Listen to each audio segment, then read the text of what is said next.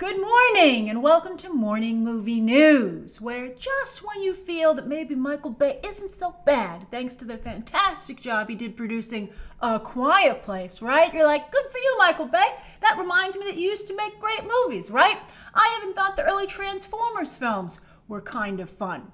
But on that note, he has cast the most annoying character in the last Transformers movie, The Last Knight, which might actually be the last Transformers movie. We'll see how the spin-off Bumblebee does. But he's cast, she was the most annoying character in that film. In fact, instantly hated on sight. I think, you might be like, well, maybe it's not Isabella. She seemed a little egotistical in her performance there, like, this is it, this is my big break to be a star. And you're like, no, it's not. But hey, she made friends with Michael Bay, and that seems to have literally paid off. And now I think we're getting a better idea of what this is going to look like, a lot of aimed at children. She, of course, will be joined by her monkey Boots and cousin Diego on yet another adventure. And there is some synergy here, as Mona rose to fame on Nickelodeon, the network where Dora the Explorer has been a staple. And that, of course, is all owned by Bad Idea, because Nick Stoller is spearheading the screenplay. There are some other people working on it with him, but he's the main guy, and I think he's incredibly talented as a writer. He did The Muppets. He did both Neighbors movies, both Muppets movies, both Neighbors movies. And actually, my favorites on his resume are animated movies, Storks, and the Captain Underpants movie. Although I have to say, most of those movies didn't do too great at the box office. I think like the first Neighbors and the first Muppets are the only successes there. So that's why Nick Stoller is still kind of, his career's kind of stalled. He hasn't gone away, but he hasn't really been able to level up. And James Bobbin, who directed the Muppets movies right alongside him, well, he had a chance to level up with Alice in Wonderland 2.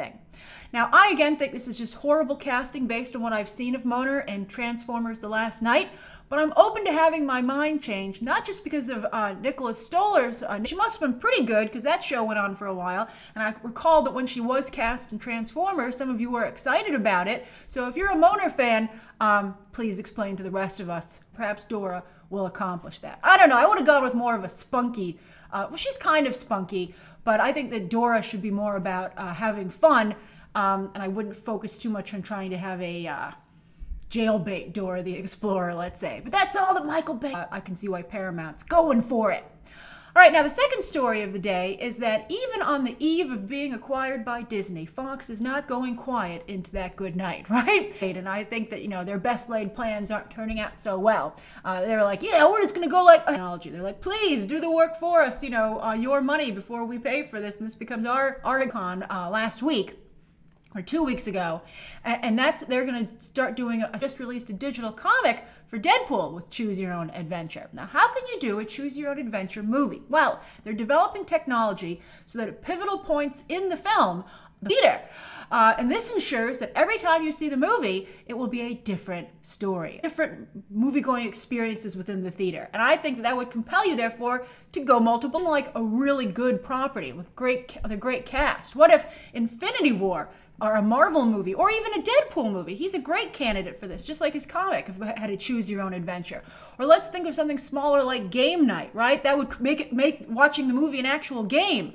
I think that sounds excellent. My only problem with this is that I don't like encouraging people to use their cell phones in the theater. I went to see Avengers Infinity War in the theater. I saw it first as a press screening, then I went as a member of the public opening weekend, and I was really frustrated. How are you texting during Infinity War? And if you're not into it, why don't you take a seat from someone who potentially was more? So I think that maybe if this is successful enough, theaters would be willing to pay to put buttons in the seat. All right, so those are the first two stories of the day. Now, the third story of the day is something a number of you have asked me to comment on because it involves Jessica Chastain. Well, Jessica Chastain and Lupita Nyong'o are super hot right now. They're getting a lot of deals in Hollywood. I think Lupita Nyong'o, based on, maybe we'll talk about that in a moment. And then Jessica Chastain, of course, is going to star in It Chapter 2, which is expected to on both of them. And I'll be curious to see just how quickly all these projects move forward. I mean, Lupita Nyong'o has box office. She's been rejected by audiences on multiple times.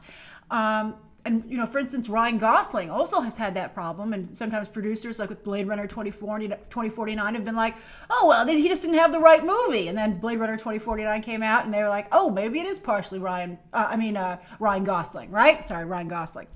So I think that it's a little bit premature to think that Jessica Chastain all of a sudden can sell tickets when she has not been able to in the past. And as I said, the jury's still out on Lupita Nyong'o. Now, the project that they're both going to appear in is Simon Kinberg's 355, which is currently being marketed at the Cannes single frame of film.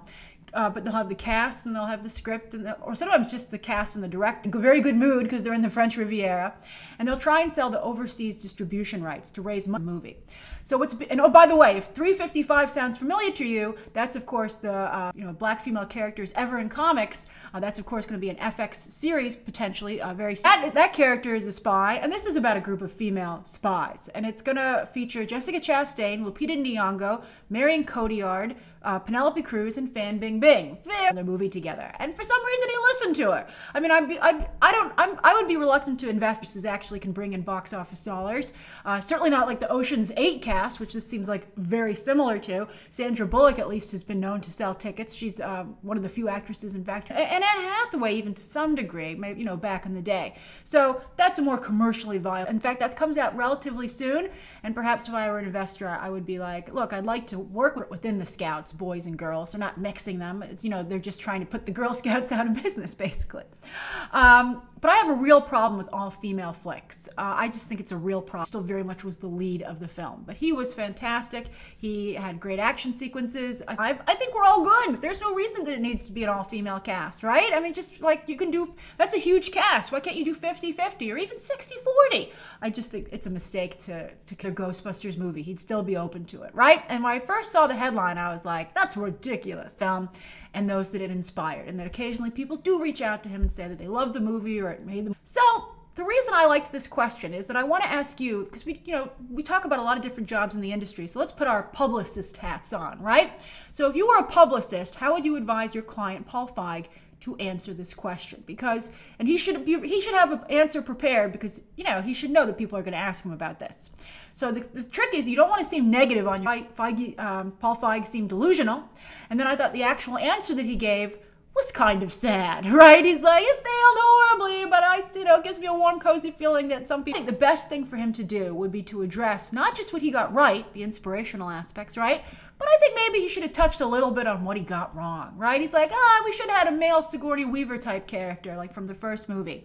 Maybe it should have been like, just basically many people to do something that I think people would be more into. Like he's like if, for instance, he could say, I would love to make another Ghostbusters, and I think now since we've had an all-male team and an all-female team, because you don't want to admit you made a mistake, say now it's time for a co-ed team. And the good thing about that is that not only does it show that you have learned, I was dead set against another Ghostbusters movie, but now maybe that, I'm glad.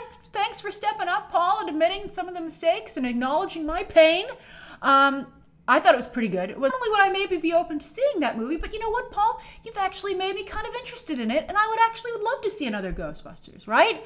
That's how I think he should answer the question. But I'm curious, how would you advise not just Paul Feig, but any filmmaker who made an unpopular film, but which is big enough though still that the studio would consider a sequel. Stories, Brad Peterson's viewer question, anything you'd like to see covered tomorrow, any questions that you might have. Thanks for watching. Bye.